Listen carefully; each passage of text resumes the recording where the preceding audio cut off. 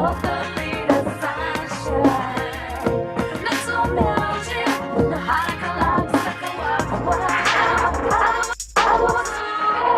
up, my wizards? Down from the place we like magic. We have 5-color zoo, Rainbow Zoo, for you today. Something I've been working on for a very long time. Since the format rotated and a little bit before, I've been working on Rainbow Zoo for you.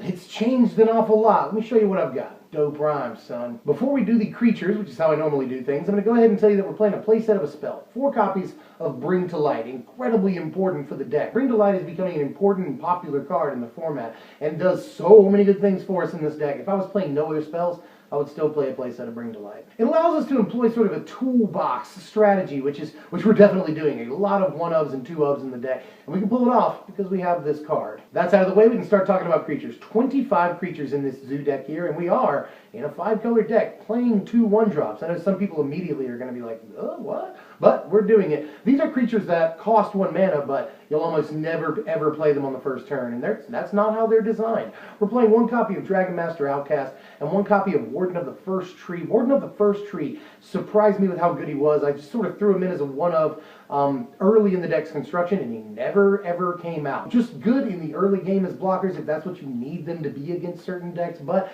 they really shine a little bit later on in the game, and both of them function as later game drops despite only having 1 CMC. We're playing some quote-unquote ramp in the deck. I say quote-unquote and give it that qualifier because it's mostly just to fix our mana. We're playing 4 copies of Beastcaller Savant and then 2 copies of Rattleclaw Mystic. Both really help out with our mana. Some quirks though, you know, Savant does not help us cast Bring to Light or either of the Planeswalkers that we're playing in the deck. That's kind of dumb, but helps us cast everything else. You know, this on the second turn, next turn Siege Rhino is always a really, really good sequence, and helps us cast, you know, any, say, dragon that we're playing at the top end of the deck, you know. So Beastcaller Savant, a definite must, and Rattleclaw Mystic not only ramps us, but it does help us play Bring to Light, and that's very, very important. 2 more cards I'll do together because they're so closely associated. 2 copies of Den Protector and 1 copy of Death Mist Raptor. Death Mist Raptor definitely still has a place in the deck. Gives us a fair amount of resiliency, combos well with Den Protector, but Den Protector is just a beast unto himself in every deck that he's in, but especially this one, you know. Anything that goes to the graveyard, we can get it back. I mean, that's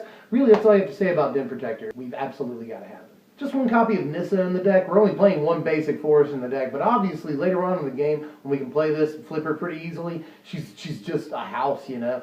Being able to just generate card advantage for us is really, really good later on, and just being able to make a dude is fantastic, you know. Better than you might think, because it's kind of a dude that like never goes away. Like, they can kill it, just make another one, whatever. And her ultimate ain't half bad either in a deck that's full of land, so that's pretty cool. Our mid-game is crazy because we're just playing the best creatures in the entire format. You know, 4 copies of Mantis Rider, 4 copies of Siege Rhino. It's great to play these guys together. And then 1 copy, just a singleton copy, of Butcher of the Horde over here. You can sacrifice your early, like, mana dorks to Butcher of the Horde and swing in for, like, you know, flying lifelink. That's always really good. And obviously, Siege Rhino and Mantis Rider need no introduction at all. They're 2 of the absolute best beaters in the format right now. And because of Beastcaller Savant, we can consistently play Mantis Rider on the 3rd turn and consistently play Siege Rhino on the 3rd turn. That's where most of our mana is in those 3 colors. We really need to make more black mana. We've got to work on that. But that being said, Mantis Rider and Siege Rhino are both fantastic 3rd turn options after you played a Beast Caller. And yeah, I know Mantis Rider only costs 3, but it's really hard to make these 3 colors early in the game. White we do very well, red and blue not so much. So we need the fixing from Rattleclaw or Beast Caller Savant to reliably play them on the 3rd turn. 3 dragons here at the sort of top end of our curve, you know. We're playing 1 copy of Dragon Lord of Jutai, 1 copy of Kolagon the Storm's Fury, which is a flexible slot, and then 1 copy of Silumgar the Drifting Death, the only thing that we can't bring to light in the deck. But a lot of Bring to Light decks play 1 copy of Silumgar, and I totally understand why. All 3 of these do something for us, you know. Silumgar the Drifting Death sort of can remove creatures and is just a hexproof sort of beater that clocks them.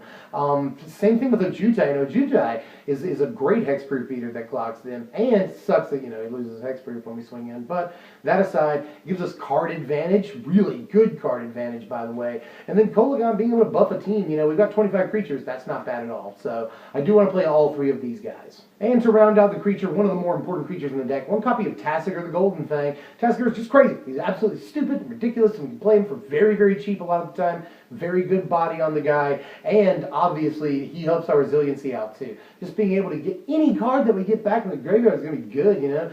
Especially if we can delve away the fetch lands to play him, and then start using his ability, you know. That's That's just really, really crazy. The card is dumb, and I could just tell you everything that's good about it, but I think it's summarized by just saying the card is dumb. It's seen play in Modern and Legacy, and totally see why. The card is fairly broken. Couple of copies of Planeswalkers in the deck. One copy of Kiora and one copy of Sorin over here. Don't really have to explain Sorin too much. He's just ridiculously awesome, you know. Team of 25 guys. His +1 is crazy. He can make wolves, you know, or vampires, excuse me. Just good Planeswalker all around. Gotta have him in the deck. Not playing Gideon in the main. There's one on the side. There was a Gideon instead of a Kiora for a very long time, very long, but ultimately I decided I kind of like Kiora and this a little bit better, you know. Her +1 is super relevant. Untap a mana guy, untap a land, that's awesome. Her second ability is very, very good. Helps us fix our mana if that's what we need to do. Helps us get a bomb creature, which we have a million of in the deck, you know. And her ultimate is really stupid when it pulls off. Just if you can pull it off. It's a hard ultimate to pull off, but super good. So game winning almost immediately. But that second ability on her is pretty much where we want to be, you know. And I can understand playing Gideon instead of Kiora in the main deck. I've, again, put him in the sideboard. A lot of inevitability on Gideon, and his being able to give your whole team the emblem is just super, super good too. But in the end, I played equal parts pretty much, you know, equal time with both. And I think I like Kiora a little better for what the deck is trying to do. And a couple of miscellaneous removal pieces. One copy of Valorous Stance and one copy of Murderous Cut. Obviously, Val Stance helps protect our own creatures, including Ojutai when he swings in. That's a very important use of the card. And kills huge guys, including, you know, Siege Rhinos, Opposing Dragons, blah, blah, blah.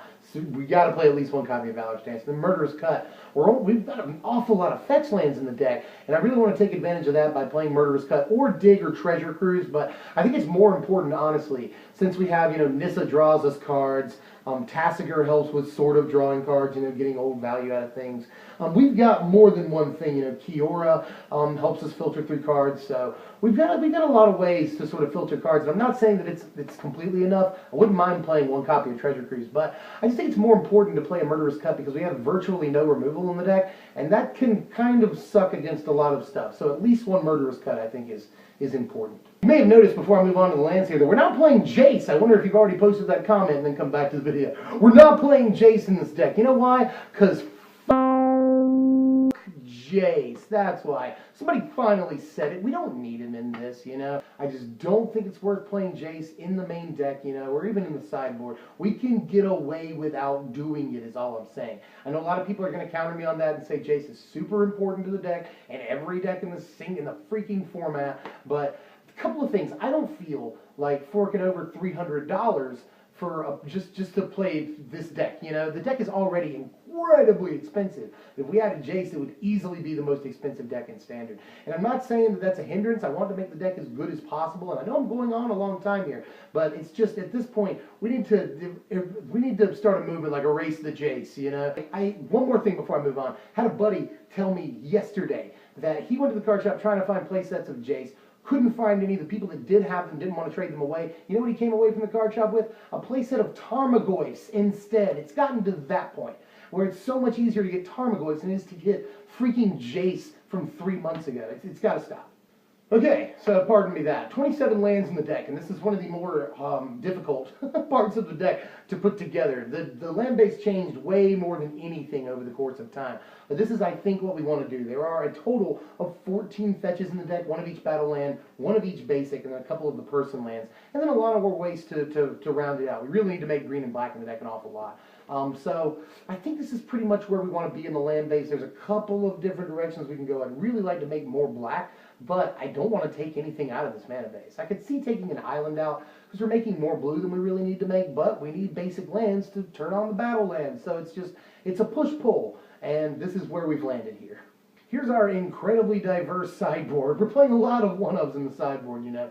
I really like to play Radiant Flames in the deck, but I really hate how it messes with our guys early game, especially our mana dudes. Not a big fan, so I've just included some, you know, smaller game removal, especially Roast, very important. Hangerback Walker, good against aggro decks to help us sort of get into the mid-game where we want to be. So we have some tools against it. And notice, you know, Collected Company didn't make the main deck, so we're playing a lot of things at 4 and 5 mana cost. Didn't want to mess around with that. And then Savage Knuckleblade. A lot of people are going to be like, I didn't make the main deck. There was a 2-of in the main deck for like 2 weeks, and it just every time I saw it, I was like, nah, Savage Knuckle Blade, you know. It just wasn't. It was never. I didn't want to see it as much as I wanted to see like anything else in the entire deck. So I just ended up cutting it, you know. Here are our power rankings for this deck, and you know we're pretty good in a lot of areas here because if you look at the deck, it's just a who's who of important cards in Standard, except for Jace. He's not invited to this party. Why am I still so mad at Jace? But anyway, our host, a litany of amazing Standard cards here, helps our versatility, helps our resiliency out. You know, we've got decent offense, kind of lacking in the defense department, but we do very well in both game one and after board because our board is so diverse.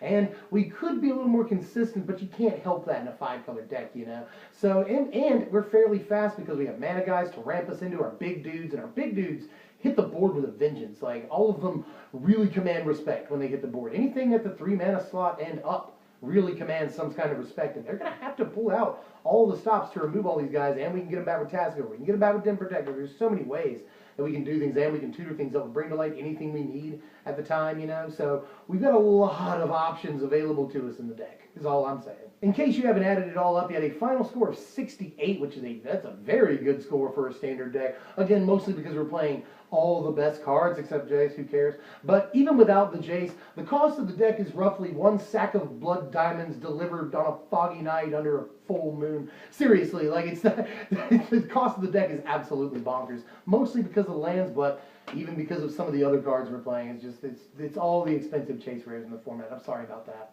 Well, it looks like we made it to the end. If you enjoyed the content, please hit the thumbs up button for me. Please just like, share, comment, and subscribe. We know how you felt. And sub, because we are there, you guys. In like 3 days, we'll be at 10,000 subs. And I'm not going to waste too much time on it. I know some people have no patience for thank yous, but thank you so freaking much. We have literally the best subscribers on YouTube. And everybody says that, but I mean it. You guys like know what you're talking about. You have like very well-reasoned conversations in the comments. And like we have the only comment section on YouTube that knows how to write. So you guys are awesome. One thing I was thinking about doing, by the way, very, very soon is finally thoroughly explaining these power rankings in sort of a short video. And a lot of people are wanting that. Sort of how do I come to these power rankings, what goes into each sort of category. So I will be doing that for you very soon. Well, this is the real end of things. My name is Dev from SB MTG, ladies and gentlemen. Thank you, as usual, for watching, my wizards.